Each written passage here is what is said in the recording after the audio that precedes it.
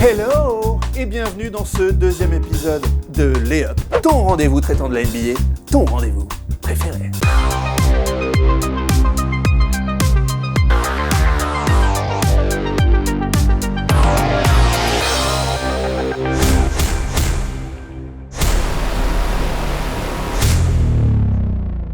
Vous l'aurez compris, aujourd'hui nous allons parler de la conférence Ouest, mais avant ça, les news.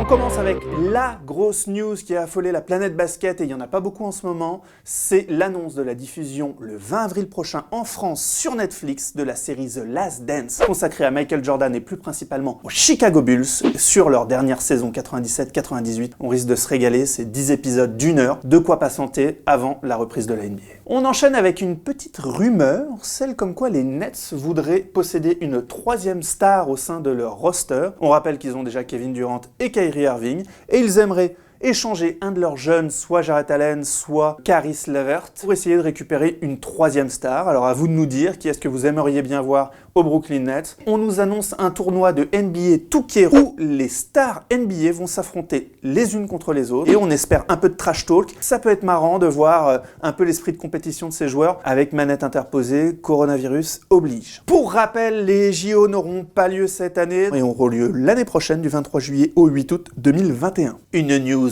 exceptionnelle, OJ Mayo va rejoindre le championnat chinois.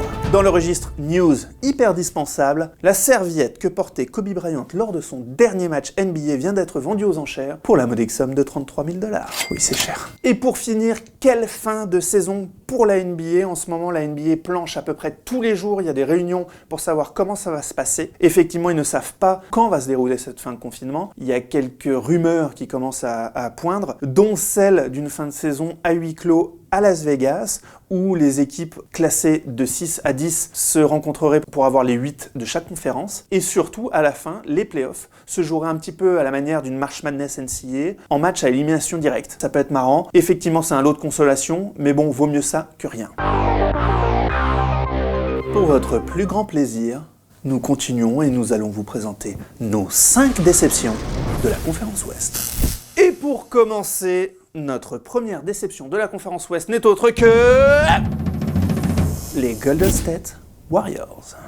Et oui, c'est une déception. On n'a jamais vu une franchise avoir autant la poisse. Klay Thompson se fait les ligaments croisés en finale. Kevin Durant se fait la rupture du tendon d'Achille avant de rejoindre les Brooklyn Nets. Stephen Curry ne joue que 2 matchs cette saison avant de se fracturer le poignet. Kevin Looney ne joue que 20 matchs. Ça donne une équipe complètement bancale. Steve Kerr n'a jamais eu un effectif à la hauteur de ses espérances. Et ça donne une 15e place de la conférence Ouest pour seulement 15 victoires et 50 défaites.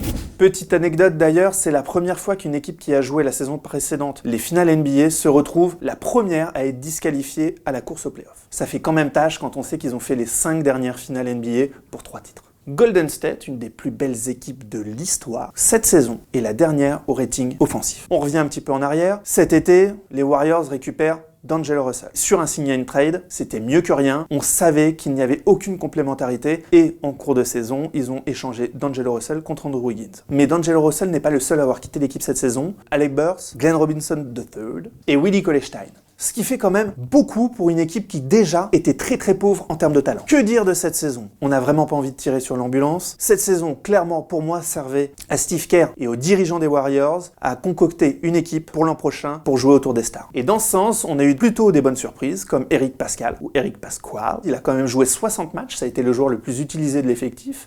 Il finit la saison avec plus de 14 points de moyenne, ce qui est plutôt bien pour un rookie. Franchement, je pense qu'il peut se faire une place dans l'effectif l'an prochain. Jordan Poole a été catastrophique, avec 9 points, à peine 33% de réussite pour un shooter. J'espère qu'il pourra faire mieux, ou sinon, il faudra qu'il fasse ses valises. Dans le côté bonne surprise, Marquise Chris, qu'on avait vu à la rue complet du côté de Phoenix, pourtant un haut tour de draft il n'y a pas si longtemps, a fait les efforts, a montré une envie. On a vu quelqu'un avec un super physique qui pouvait apporter dans une équipe qui peut viser beaucoup plus haut l'an prochain. Damian Lee, qui n'est autre que le beau-frère de Stephen Curry, nous a fait une saison plutôt pas mal, avec 13 points. Je me répète, mais un Kevin Looney n'a pu jouer que 20 matchs cette saison, avec des soucis de blessures, notamment nerveuses, hyper compliquées à soigner. On espère qu'il reviendra l'an prochain. Je pense que sa polyvalence et sa connaissance du roster et des systèmes de Steve Kerr peuvent être hyper importants important dans le système des Warriors. Pour moi, une des grosses déceptions, Draymond Green qui tourne à 8 points, 6 rebonds, 6 passes, même pas 40% au tir. Faut se souvenir quand même qu'il a été All-Star, qu'il a été meilleur défenseur de l'année, que c'était quelqu'un qu'on classait régulièrement dans le top 20 des meilleurs joueurs de la NBA. On sait que c'est un joueur qui joue à l'affect, et pour moi, il a jamais répondu présent cette saison. C'est à la fois décevant, mais c'est à la fois compréhensible. Le mec a vécu 5 finales d'affilée, et là, il s'est retrouvé dans une équipe de G-League. Pour un homme qui, autant en attaque qu'en défense, rayonne sur ses partenaires, ça a été très compliqué. Je n'enfonce pas pour autant Draymond Green, je pense que l'an prochain, on retrouvera le Draymond Green qu'on a connu. Mais bon, cette saison, il nous a aussi montré ses limites. On va enchaîner avec une petite question de la tablette. Il paraît que déjà, les front office de toutes les autres franchises NBA commencent à avoir peur. Imaginez un roster avec un Stephen Curry qui revient hyper revanchard. Je vous rappelle que tout le monde le mettait candidat au MVP en début de saison. Un Klay Thompson, quand on connaît son sérieux et le physique du bonhomme, je suis sûr qu'il va revenir de sa blessure. Un Andrew Wiggins, qui là, en 3e ou 4e option, me paraît parfait. S'il se met un petit peu à réfléchir, à écouter Steve Kerr, je pense que ça peut être le fit absolu pour cette équipe des Warriors. Bien sûr, Draymond Green en poste 4, qui va retrouver tous ses coéquipiers et qui va pouvoir rayonner comme au vieux temps. Et surtout, il ne faut pas l'oublier, les Warriors, qui ont le plus de chances possible de récupérer un potentiel premier tour de draft. Donc pour répondre à cette question de la tablette, oui, pour moi, les Warriors sont candidats au titre la saison prochaine. Nous continuons notre balade dans la conférence Ouest et dans les bas-fonds de la conférence Ouest avec les Minnesota Timberwolves. Éternelle déception de cette conférence, je rappelle qu'ils n'ont joué qu'une seule fois les playoffs lors des 16 dernières saisons. À l'heure où la saison s'est arrêtée, ils étaient 14e avec seulement 19 victoires pour 45 défaites. Au niveau des stats, 2-3 trucs à dire, c'est quand même la 28e équipe en termes de points encaissés, donc ça défendait absolument pas du côté des Wolves cette saison. Après, on peut parler réellement d'une année de transition pour Minnesota. Exit Andrew Wiggins, on en a parlé tout à l'heure, qui a rejoint les Warriors. Exit Jeff Teague, qui était quand même le meneur titulaire. Exit Covington, le 3&D, exit un Georgie Deng. On a fait le ménage à Minnesota pour faire la place à l'arrivée de D'Angelo Russell, le meilleur pote de Karl Anthony Towns pour former un nouveau one-two punch vraiment influent dans cette conférence Ouest. D'Angelo Russell n'est pas arrivé seul puisqu'il y a eu aussi Malik Beasley en provenance de Denver, pour moi une super recrue. Un joueur un petit peu oublié du côté Denver parce que il y avait des Gary Harris, il y avait beaucoup de monde devant lui, mais qui va pouvoir beaucoup apporter au poste 2 avec 20,7 points et 5 rebonds de moyenne sur les quelques matchs qu'il a joués dans le Minnesota. C'est plutôt de bon augure pour les saisons prochaines. Hernan Gomez, qu'on avait vu toujours bon avec la sélection espagnole et qui enfin va peut-être avoir sa chance, arrive aussi chez les Wolves avec au moins 13 points et quasiment 8 rebonds de moyenne. C'est plutôt une satisfaction. Et on finit avec James Johnson, le joueur avec qui personne n'a envie de se battre. Je rappelle qu'il maîtrise je ne sais combien d'arts martiaux à la perfection. Et il fournit ses 12 points, 5 rebonds, 4 passes. Malgré une saison qui, je le rappelle, est catastrophique du point de vue des victoires, 19 victoires quand même. On a un front office qui a fait le nécessaire pour faire le ménage et pour faire arriver des jeunes, avec un Ryan Saunders à la baguette, qui je pense va pouvoir nous mixer tout ça et nous faire une équipe plutôt ambitieuse, uniquement si Karl Anthony Towns reste en forme. Effectivement, cette saison, il n'a joué que 35 matchs. Par contre, 26,5 points, 10,8 rebonds, 4,4 passes, 1,2 contre, à 50,8% au tir, dont 40,2 à 3 points, et il prenait plus de 8 tentatives par match. Bref, on a là un des meilleurs joueurs intrinsèques de la NBA. Mais comment avoir une pépite comme ça, qui est encore jeune, et gagner aussi peu de matchs? Il va falloir commencer à créer quelque chose, parce que même s'il y a son meilleur pote qui l'a rejoint, Karl Anthony Towns va peut-être pas vouloir rester éternellement du côté de Minnesota. Mais qu'est-ce qu'en pense notre tablette du coach? Je ne sais pas si vous avez pu voir quelques matchs des Wolves cette saison, mais Karl Anthony Towns végète un petit peu sur le terrain.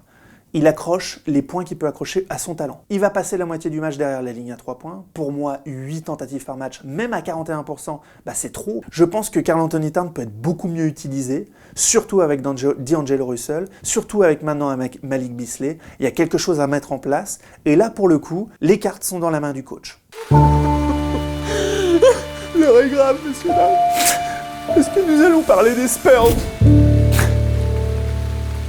Les Spurs, c'est 22 qualifications successives en play-off. Un record all-time. L'an dernier encore, ils gagnaient 48 matchs et ils arrachaient un match 7 contre Denver au premier tour des play-offs. Malheureusement, cette saison, au moment où elle s'est arrêtée, on en est à seulement 27 victoires pour 36 défaites et une horrible 12e place. La saison avait déjà mal débuté avec la signature avortée de Marcus Morris. Ça montre déjà le côté séducteur et sexy de la franchise pour attirer des nouveaux joueurs aujourd'hui. On est resté quand même sur une piètre prestation de Greg Popovich à la tête de la sélection US. Alors certes, c'était une équipe E, voire F. Et devinez qui était l'assistant de Greg Popovich? Eh oui, c'était Steve Kerr. On vient de parler des Warriors tout à l'heure. Alors déjà, une stat qui reste clairement en travers de la gorge, les Spurs qui finissent 25e au rating défensif. Les Spurs quoi, Greg Popovich, 25e. Vous aurez compris le problème, les Spurs n'ont pas défendu cette saison, et combien de fois on les a vus mener lors d'un match et finalement perdre ce même match. DeRozan sort une saison quasiment All-Star, à 22 points, 5 rebonds, 6 passes. Malheureusement, je pense qu'il est un double problème pour la franchise des Spurs. Premier problème, sur le terrain, son type de jeu monopolise le ballon, et du coup, ça ne profite pas à la totalité du jeu des Spurs et à la totalité de l'effectif. Deuxième problème, il a une player option de plus de 27 millions l'an prochain, donc ça peut être un gros problème si l'équipe décide de se reconstruire. Par ailleurs, on a LaMarcus Aldridge qui, du plan statistique, fait ses stats, il est quasiment à 19,8 rebonds, mais combien de fois on l'a vu réellement incisif et peser sur l'équipe? Le supporting cast n'est pas mauvais, il y a encore une espèce de fond de jeu avec plein de joueurs qui tournent entre 11 et 10 points comme Bryn Forbes, DeJounte Murray, Patty Mills, Rudy Gay, Derrick White. Mais le problème c'est que pour la plupart d'entre eux, ils ont déçu. Un DeJounte Murray, certes, qui est resté sur une année sans jouer, n'a pas montré tout ce qu'il nous avait promis lors de sa deuxième saison. Moi, il m'a déçu, il a un réel impact défensif, mais en attaque, on en attend beaucoup plus de DeJounte Murray.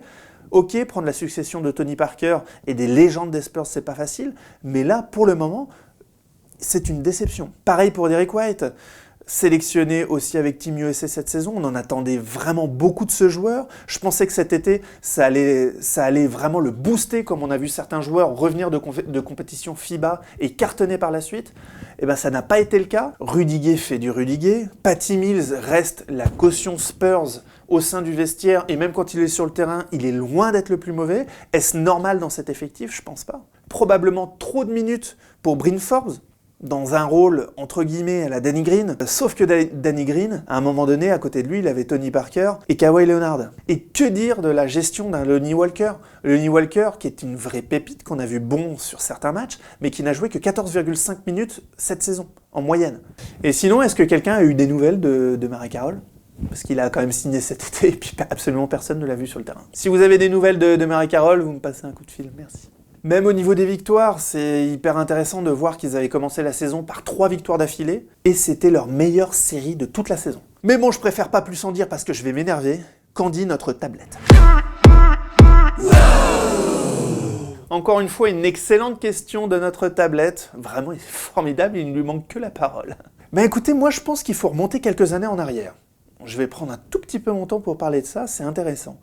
On se rappelle tous du Spurs Basketball, notamment des doubles finales 2013-2014. 2014, je vous recommande d'aller voir cette finale si vous voulez voir le summum du jeu collectif en NBA ces dernières saisons avec les Warriors. Mais depuis, Popovich s'est toujours adapté à son effectif. On sait qu'il a pratiqué quasiment un jeu grit and grind, le basket des années 2000, avec Robinson, avec du Tim Duncan, un jeu très lent à moins de 100 points par match. Mais après cette époque flamboyante des années 2010, du titre 2014, Popovich a beaucoup donné la balle entre les mains de Kawhi Leonard, qui était très talentueux, et qui peut-être déjà masquait un fond de jeu un petit peu plus pauvre des Spurs. Et ce style de jeu a été amplifié avec l'arrivée de LaMarcus Aldridge, je suis désolé pour lui, mais qui monopolise beaucoup le ballon au poste bas. Quand il y avait lui et Kawhi Leonard, le ballon circulait déjà quasiment plus.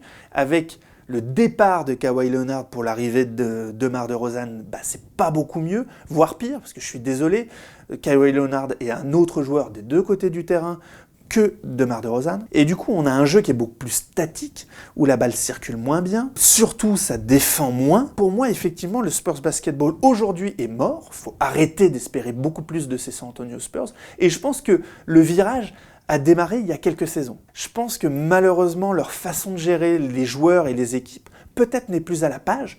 Et je pense qu'il serait temps pour les Spurs, malheureusement, de tourner et même de fermer les dernières pages de ce livre formidable qui a été cette épopée des Spurs, et malheureusement ça passera, je pense, par le départ de Greg Popovich. On continue avec l'une des places fortes de cette conférence Ouest des dernières saisons, les Portland Trail Blazers. Les Blazers ont quand même joué les playoffs ces 6 dernières années, ils restaient sur 2 troisièmes places d'affilée, et surtout sur une finale de conférence l'an passé. Quelle déception de les retrouver à seulement 29 victoires pour 37 défaites, donc très loin sous la barre des 50% de victoires. Le chiffre qui peut symboliser cette saison, c'est leur 27e place au rating défensif. Les mecs, ça défend pas du tout dans l'Oregon cette saison. C'est un tout petit peu caché par leur 8e place au rating offensif, mais je suis désolé, quand on défend pas en NBA, ça se retrouve et on n'est pas en play-off. Une saison marquée par beaucoup de blessures, on le sait depuis l'an dernier, il fallait se passer de Jusuf Nurkic, le pivot titulaire de l'équipe et point d'ancrage à l'intérieur et qui rayonne aussi par sa qualité de passe sur l'effectif, n'a pas pu jouer un seul match cette saison. Dès le début de saison, ils ont dû faire aussi sans Rodney Hood qui sortait de très bons playoffs. Et à cela s'est ajouté la blessure de Zach Collins, très prometteur jeune joueur, titulaire au poste 4. Ça fait un peu beaucoup pour Terry Stotts pour établir une équipe qui vise le haut de la conférence Ouest, toujours plus compétitif chaque année. Malgré ça, l'équipe a essayé de compenser avec l'arrivée d'Hassan Whiteside en provenance de Miami. Malheureusement, le joueur nous a fait du Hassan Whiteside, c'est-à-dire que c'est un joueur qui, du plan statistique, est énorme. 16,3 points, 14,2 rebonds, 3 contres. Mais pour ceux qui auront vu les matchs ou quelques matchs de Portland, ils remarqueront que dans l'attitude, il est absolument pas là. Les bras ballants, pas d'impact dans le jeu. Franchement, typiquement le genre de joueur où t'es coach où t'as envie de lui foutre un coup de pied au cul. La belle histoire de cette saison du côté de Portland, c'est bien évidemment le retour au jeu de Carmelo Anthony. 1 an sans jouer et qui revient et qui plante quand même 15 points et 6 rebonds avec quelques super matchs. Je trouve que dans l'attitude, il était bien. Il est revenu plutôt fit, ce qui est quand même une super surprise pour un joueur de 35 ans et qui en plus avait une tendance à un petit peu s'engraisser. Lillard nous sort une fois de plus une saison de MVP, il continue de progresser. 29 points, 8 passes, plus de 40% à 3 points ou quasiment, et notamment un énorme coup de chaud dans la saison, mais qui symbolise finalement la saison des Blazers.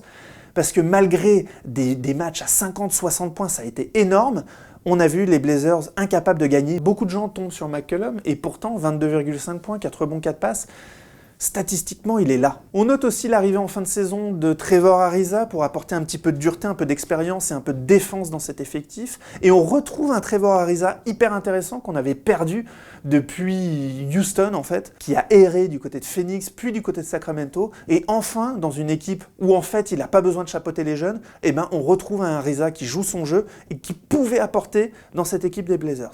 Niveau stats toujours, et c'est une habitude du côté de l'Oregon, malheureusement, c'est quand même la dernière équipe en termes de passes décisives par match. À peine plus de 20 pour une attaque qui marque plus de 113 points par match. C'est hyper décevant et ça montre la pauvreté du jeu collectif qui est établi chez les Blazers. Je serais curieux de savoir ce qu'en pense notre tablette. Écoutez, c'est une bonne question et même j'irai encore un peu plus loin si je peux me permettre, chère tablette.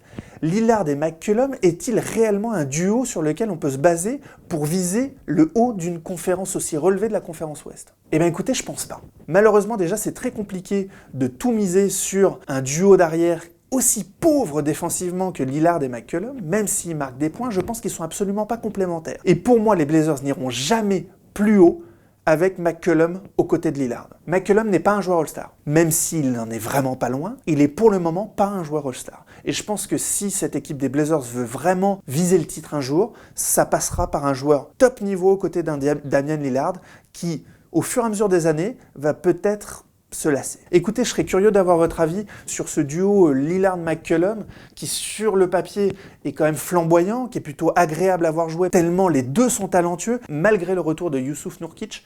Vont-ils pouvoir réussir à gagner ou va-t-il falloir faire le ménage à l'intersaison pour viser un peu plus haut dans l'Oregon? Et on termine notre voyage dans la conférence Ouest par la Californie et les Sacramento Kings. Seulement 11e avec 28 victoires pour 36 défaites. Alors vous noterez que c'est une défaite de moins que les Blazers, donc ils étaient encore à l'heure actuelle en course pour les playoffs, mais ça reste décevant par rapport à ce qu'on a pu voir l'an dernier. Le gros changement à l'intersaison a été l'arrivée surprise de Luke Walton. Le limogeage de Dave Joerger n'était pas attendu, mais malheureusement il y a eu des fritures tout en haut de la hiérarchie des Kings, avec un Vlade Divac et un Dave Joerger qui n'étaient absolument pas sur la même longueur d'onde. Sur les terrains, les Kings n'ont pas été épargnés par les blessures, avec un Marvin Bagley qui a pu jouer que 13 matchs. J'espère que l'an prochain il va revenir fort, sinon ça va très vite devenir un bust. Je rappelle qu'il a été sélectionné devant un certain Luka Doncic. Personnellement, j'y crois. C'est un poste 4 qui peut même jouer 5 sur du small ball, hyper athlétique, très talentueux. De'Aaron Fox, l'autre star, si ce n'est la superstar de cet effectif, a aussi loupé 20 matchs. Il a quand même réussi à produire 20 points, 7 passes de moyenne, ce qui est plutôt bon. Mais on en attend beaucoup plus de De'Aaron Fox, qui est probablement le meneur de jeu le plus rapide sur le terrain, balle en main de toute la ligue. Bogdanovic, qui a commencé la saison en sortie de banc, il a fini dans le 5 majeur, un peu plus de 14 points, 3 rebonds, 3 passes de moyenne. Bogdanovic sort d'une Coupe du Monde extraordinaire. Je pense que c'est un des joueurs balle en main les plus élégants, les plus techniques de la NBA, avec un shoot extraordinaire, une vision du jeu qui s'est largement améliorée, une clutch attitude formidable. C'est un joueur sur lequel on peut compter et qui est encore très jeune. Bud Hield a un petit peu forcé la main pour avoir un super contrat à l'intersaison et il a fini par le signer. Le moins qu'on puisse dire, c'est qu'il a quand même assumé ce contrat avec 20 points de moyenne, à plus de 40% au tir à 3 points, et on sait qu'il prend des shoots pas forcément tout le temps faciles. Il a gagné le concours de shoot à 3 points dans un superbe concours d'ailleurs. Il n'a pas été hyper content en fin de saison d'être sorti du 5 majeur, et pourtant on a vu que l'équipe tournait mieux et que même lui individuellement continuait de cartonner. Je pense que ça peut être une solution pour Sacramento de le faire sortir du banc, parce que ça peut être cette étincelle en sortie de banc et qui vient cartonner, qui vient shooter et qui vient allumer les équipes adverses et les bancs adverses. À suivre, la progression d'Harry Giles, un jeune intérieur hyper prometteur et qui continue de progresser dans cette jeune franchise de Sacramento. Bjelica, qui a semé quelques équipes cette année au buzzer, un poste 4 au large, européen, super technicien, un peu faible défensivement, mais un joueur solide sur lequel on peut compter dans un effectif. Harrison Barnes, un joueur que j'aime bien, malheureusement à mon avis payé un peu trop cher pour un joueur qui vaut moins de 15 points par match cette saison. Peut-être l'erreur salariale qui a été faite du côté des Kings, car on va y venir cet été, il va y avoir des choix à faire. Dans les bonnes surprises du côté de Sacramento, j'ai oublié de vous parler de Richaun Holmes, qui a dû pallier au départ de Willie Cauley-Stein et à l'absence de Marvin Bagley, qui s'en est vraiment bien sorti en provenance de Phoenix et qui a apporté beaucoup d'énergie et d'entrain à cette équipe. Le gros défaut de cette équipe, c'est que malgré tous ces joueurs, malgré le meneur potentiellement le plus rapide de la NBA, l'équipe n'a que la 25e pace de toute la NBA, c'est-à-dire que c'est la 25e équipe qui joue le plus vite de toute la ligue.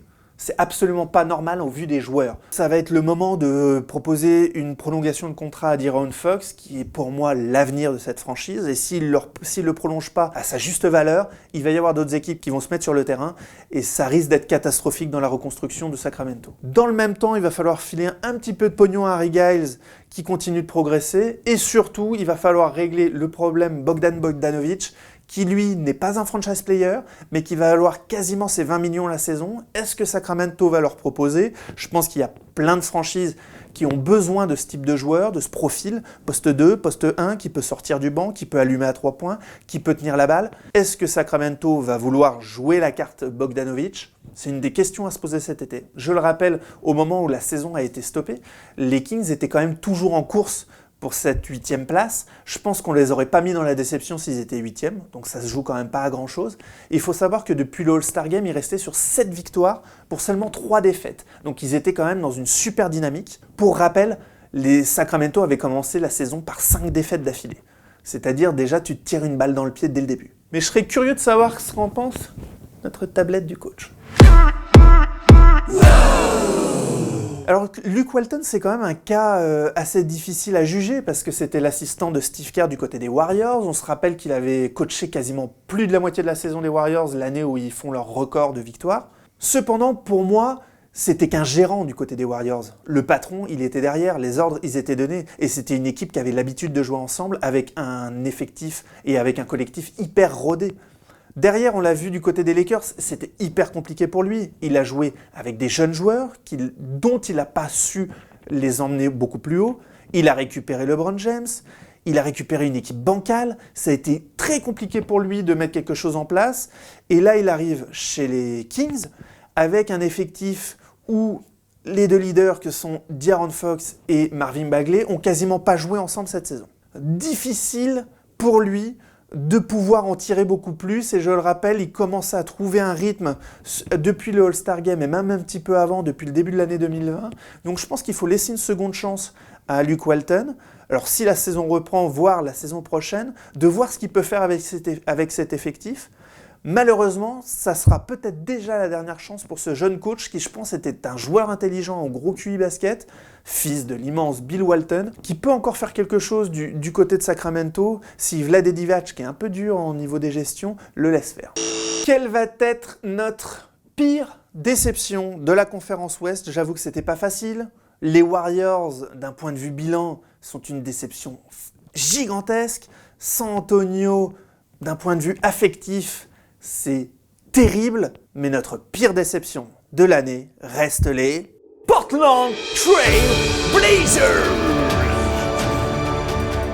Je le rappelle, ces 2 dernières saisons, ils ont fini à la 3e place de la conférence Ouest. L'an dernier, ils étaient en finale de conférence. Et malgré la blessure de Nurkic, ils ont pu compter sur leur patron tout le long de la saison. Comment expliquer une telle débandade? Finalement, ça s'explique par la perte de quelques role-players comme Evan Turner, Mo Harkless, Al-Farouq Aminu. En fait, finalement, c'était ces petits role-players qui faisaient vraiment le lien et qui permet à cette équipe de viser plus haut. Ces joueurs ont été remplacés par Ken Bazemore, par Mario Hezonja, par un rôle accru à Zach Collins qui malheureusement a été blessé. Nurkic n'était pas là et je pense que Nurkic, en termes de cohésion dans l'équipe et en termes de collectif, il est essentiel. Et malgré les stats que fait un Hassan Whiteside, il n'a pas le quart du talent de Jusuf Nurkic. Est-ce que vraiment on n'a pas vu les limites du duo Lillard-McCollum en termes de duo impactant dans cette conférence Ouest de plus en plus relevée avec les Clippers, les Lakers, avec Denver qui a augmenté son niveau de jeu, avec Utah toujours aussi fort, avec un duo d'arrière comme James Harden et Russell Westbrook à Houston. Est-ce que Lillard-McCollum, ça peut se frayer un chemin tout en haut de la conférence Ouest? Et moi je pense que même avec le retour de Nurkic, ça va rester faible. Notre pire déception de la conférence Ouest cette année, c'est bien les Blazers. Et c'est déjà la fin de votre 2e rendez-vous avec les Up. Alors je compte sur vous, mettez des commentaires, insultez-nous, glorifiez-nous, mais surtout partagez, faites parler de les Up. Je veux que les Up éclaboussent la planète entière. On revient très très vite avec une nouvelle émission où on repassera du côté de la conférence Est. En attendant, je vous laisse, je vais boire un verre de vin avec Greg Popovich. A plus.